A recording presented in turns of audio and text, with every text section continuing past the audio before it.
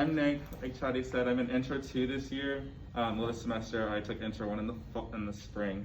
Like she said, I'm going to explain to you Project 1. So Project 1, did everyone come up with like a concept? Mm-hmm. Yeah, you should all say yeah. So for me, I had a concept. It was initially waterfalls. I was like, okay, it's something abstract. Your concept shouldn't really be something like concrete. It should be something that can be like manipulated, not like basic, basically. You want it to be something that is complex, but like you can put it into something physically, if that makes any sense. So like I said, initially my concept was waterfalls, and I'll explain to you later how I changed my concept towards the end.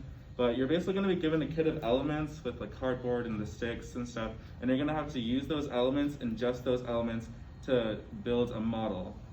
Now, when I first got that assignment, I was like, I don't know what I'm doing, and it's completely okay to feel that way because you're gonna you'll work your way up into the ending.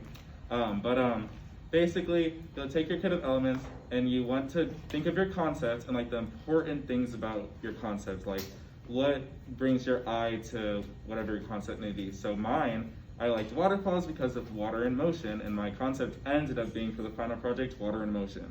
So in choosing that, I was like, okay, waterfalls, you know, it flows. So we should make a model that you can kind of visualize how water can flow through the model. Well, I didn't quite hit the mark on that one, because this is my first model. It was one of 3. Are you guys thinking I have 3 models to do? Oh, fun. So this is one of 3 models, and I'll walk around. Right? Yeah. One homework assignment. Yeah. This was, she gave us what, like was it like 2 class days to do it? I'm gonna walk around and show you. But yeah, a weekend. So we were all kind of not rushing it. We didn't know what to do. So walking too fast, my apologies. But this was my first model that I actually built out of the 3.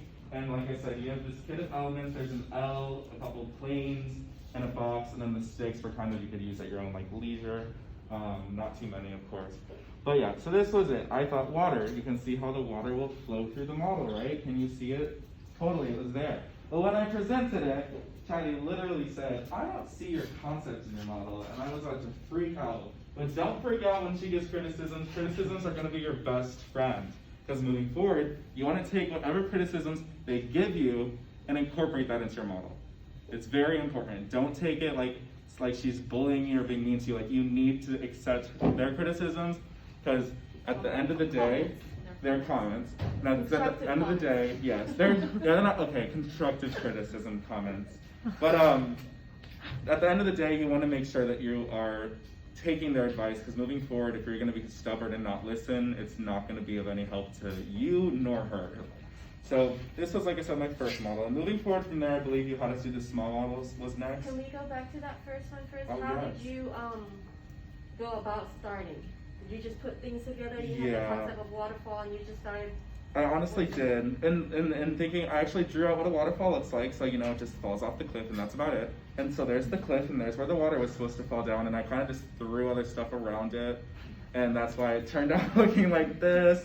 But I kind of like these spaces I cut open to like think of how water could flow through it, and then how these could be like plateaus that water like can sit like on the ocean. Like I really thought I had it going. But yeah, so basically it was, the L was like I focused on one piece and didn't really think about how the others were going to be incorporated in, which is why the L is literally central to the model. Like it is the L and then everything. You guys know this is the L, correct? Just for clarification. So yeah, that's the L shape. Everything was built around it. So I wasn't like I said, not really sure what I was going to do in the first one, but this is how it ended up being. Like I said, waterfalls. That was the concept in the beginning. Is that good? Okay. So moving forward, she had us do small models, and it was the same kit, just smaller pieces. One other question: how long did it take you to do your first model? Oh, I think it took me like 3 hours for this one. And I know it doesn't look like it should have taken 3 hours, but when you're first starting, like you're gluing it together, you're cutting out pieces, like it's a process. But it took like 3 hours for those ones, and getting forward, like it took more time, but also like less for each part. Because when you're gonna make 3 kits, like I suggest cut them at the same time, or draw them out first. It just makes things easier. But yeah. Yeah, basically. Because if you do one at a time, then you have to go back and cut them all again, and then it gets annoying. But so yeah, it takes time. Don't take this class as a joke. If you're serious about architecture, like, don't make it your priority, but at the same time, like, make it a priority. Because, like, you have limited time in the Studio 1, which we didn't last semester, so, like, we pulled all-nighters, but now you're only, what, 9 to 8?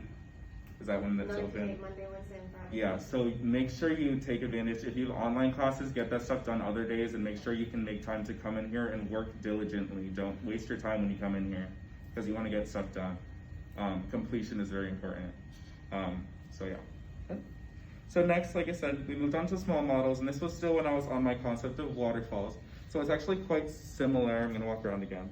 It's quite similar to the other one where I have the L shape in the center, and I just kind of like attach pieces around it. Once again, I really thought I got the vibes of the waterfall coming down the L, and you kind of go around. Looking at it from different angles, it's like, ooh, there's a turn, if it was like a river, you know? So, and the sticks, they were just in there kind of, attaching them, kind of showing like a web of movement throughout the whole model. But still I wasn't quite hitting the mark yet. So yeah, these are the small ones. I think I make 3 of these as well. And if you have like really big hands, get some tweezers is my suggestion. Because they're fun to put together. But so yeah, this is the small scale, and that one was the medium scale. So yeah, these were, like I said, built kind of the same way. I actually drew out these small models first and then built them, which helped with the time. These only took like an hour each total, or an hour and a half, including like the cutting. But yeah, so there's 3 of these, and I guess that it. So moving forward, after our first like jury, I took their comments that like she didn't quite see my concept, and at first, like I said, I was like, that was so rude. And then I was like, well, she's only trying to help me. So like I rethought the pieces themselves. I was like, well, how can I actually manipulate these pieces to look like to be in a model that makes sense and like actually expresses it. So like after these models, I switched completely. Like my mind went like, snap, this is what I'm gonna do. And this was my final model of the medium scale models. So you can see that this is the same number of pieces as this. Doesn't look like it though, because it was a lot of progression from this point to this point. Like it completely changed. So in between that one and this one, there's probably like 5 models. Mm-hmm. Because we made 3 of those, 3 of the little ones, and then I think we made 2. I made 2 final ones. So that's not the nested. That's just the medium. This one? Mm-hmm. This one's the medium. Yeah.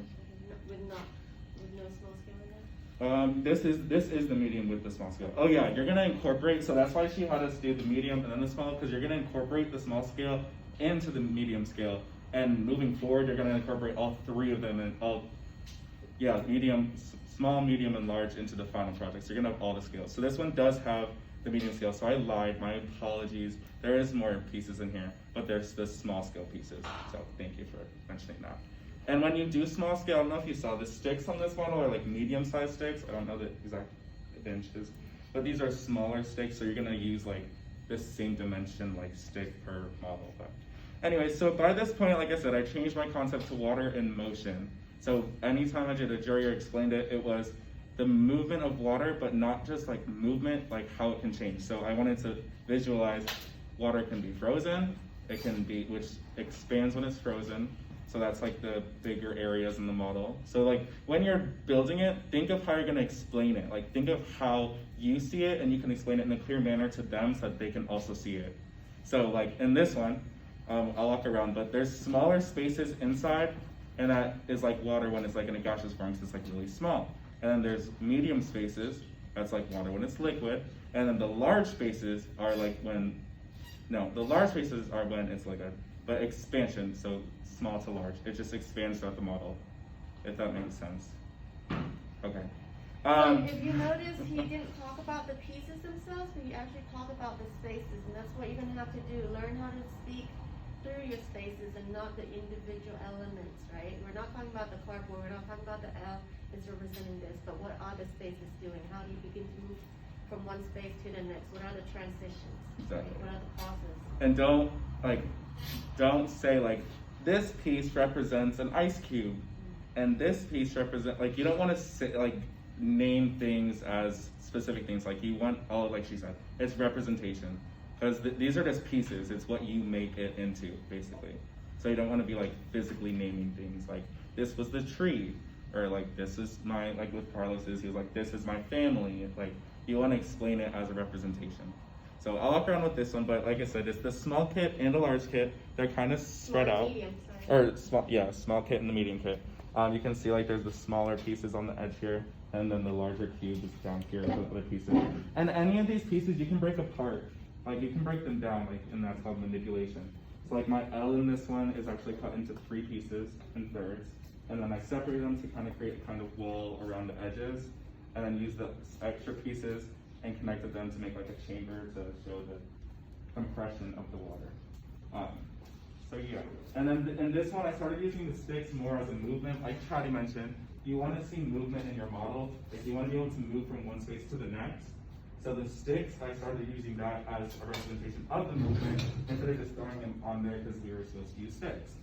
So yeah, manipulate the pieces, and if you don't use all of them, it's okay, but don't like throw away a lot of stuff because you'll see that it'll be like, oh, I can use this little piece here to attach it to the edge of the cube to make another movement through like another space. So yeah, like I said, I don't know if you guys saw, but like the L is in 3 different pieces. And definitely manipulate the pieces because you don't want to just make a kit and then just glue them all together because it doesn't have any like significance then. But so yeah, this was the last medium scale model I made. So moving forward from there, we did a cardboard draft of the final model. I didn't bring that one in because I don't have enough hands to carry it all, but it was pretty big. Like we had to cut an L. I think there are 8 layers and everything was doubled. So I think it was like 16 layers of cardboard or something like that. It gets pretty big. So like I said, don't waste your time because you want to make sure you're cutting them neatly. Craftsmanship. If you aren't great at craft, I would say take the time to like improve on it. Because if you just chop up the cardboard and it's like fraying at the edges or like you're squishing it because you're angry and you're gonna crush the cardboard, it's not gonna look good. I mean, it might, but not for the professionalism of the look of it. Like you want things to be clean. So yeah. What was I? Oh yeah, for the final. So we made the cardboard first. This is not cardboard, obviously, but the cardboard was just a draft. It was once again manipulating the large set of pieces, which I think it was less pieces for the large. Yeah, Or was it all of them? It was just the L and the planes. Yeah, so we didn't have to make a large cube, thank God, because the cubes are big. But yeah, so like I said, so I'll show you when I walk around with my final, but I took this medium scale model and basically attached it into the L, but the L I manipulated greatly, and the wood, and also with the cardboard. So you can, when I walk around, you can see how this model is in this model. Like, I was super happy with this one. I was able to explain it clearly to myself and to them. And it was like a movement where I was like, listen, like this is what I want to be in the final because I liked it so much and it makes sense to me. So yeah, you'll do the cardboard one first. That one took closer to like 10 hours for me just because the pieces are really big. And I kept screwing up the pieces because I can't cut for my life. But like I said, I got better at it throughout the year, especially for the final. It took this one took a solid like 12 to 14 hours for me because you got to learn wood shop. They're gonna have that, I hope. They're not? Okay, well you'll have to figure it out then. Don't use a box cutter to cut the wood. But yeah, so are they gonna have wood in the final? Yeah, not in the final. Oh darn, okay. Well, this is wood, obviously, I'll show you it, but it just, so it'll probably take less time for y'all if you don't have to use wood. But yeah, so I'll walk around with this, but the final, like I said, it took a lot of time, and in building it, I had to make sure that I could explain it to them at this large of a scale, because once again, you have the small, medium, and large scale all in one model, and when you go up to present it, you need to be able to they should be able to see each scale in there, but not to a point where it's like, this is the small scale section, this is the large scale section, and this is the medium section. Like you want it to be incorporated together, not sectioned off, basically. So like I said. So before you walk around, so as you notice, there's no base to this model, right? Oh, so, especially in this class, there's no specific orientation. We take all 6 sides as an orientation, so this model can be viewed from all different sides. And your concept should be true no matter which orientation you have it turned. Yeah, don't, if it stands, it should not stand. It should not stand completely flat on the Yeah, table. and like she said, you want to be able to see for every side. I made that mistake with my early ones. I was building it from one side and looking at it from like the front, basically. And you don't want to do that. Like when I showed you this, like I can rotate it any direction, and you can see into it, like to the middle, basically, in the newer models that we did.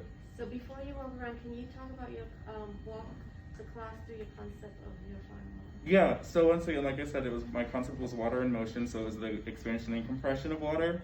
And so by using all the scales, I wanted to I wanted to put each of those scales and spaces into this large model. So I wanted to have some tighter areas towards the center, but not central. And there's tight spaces around the model, but like there's like dedicated small scale areas, but they're still incorporated into the entirety of the model. So I wanted to be able to really show with this one, like just a lot of movement. So I really took time to incorporate the sticks correctly. Instead of adding them in at the end, I made sure that I like notched out pieces to be able to put them in as I go. Because if you wait till the end, it's gonna look like you just stuck your sticks onto the model, and you don't want to do that. I took the time to literally cut out pieces of the wood and the cardboard before I even glued them together, just so I knew that this stick is gonna run this direction through this area. It just makes things a lot easier, both for y'all, because you construct it, and for them to see it as it goes through. Plus, it looks a lot cleaner.